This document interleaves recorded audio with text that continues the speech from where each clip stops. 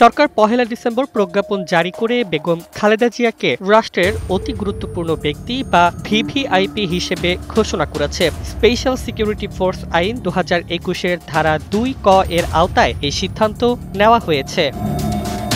প্রজ্ঞাপনে বলা হয়েছে, সাবেক প্রধানমন্ত্রী এবং দলের চেয়ারপারসন হিসেবে খালেদা জিয়া এবং তার পরিবারের জন্য বিশেষ নিরাপত্তা ব্যবস্থা হিসেবে স্পেশাল সিকিউরিটি ফোর্স নিয়োগ দেওয়া হবে। নির্দেশ আমদানির ক্ষেত্রে স্বরাষ্ট্র ও রাষ্ট্রীয় নিরাপত্তার দৃষ্টিকোণ থেকে এটি জরুরি বিবেচনা করা হয়েছে। প্রজ্ঞাপনে স্বাক্ষর করেছেন প্রধান উপদেষ্টার কার্যালয়ের মহাপরিচালক মোহাম্মদ আব্দুল ওয়াদুদ চৌধুরী।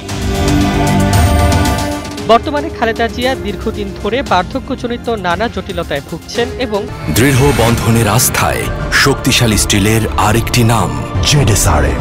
ঢাকার এভারকেয়ার হাসপাতালে চিকিৎসাধীন রয়েছেন। প্রজ্ঞাপনে তার বর্তমান শারীরিক অবস্থার নিরাপত্তা বাড়ানোর পাশাপাশি চিকিৎসা ও সুরক্ষার উপযুক্ত ব্যবস্থা নিশ্চিত করার প্রয়োজনীয়তা তুলে ধরা হয়েছে।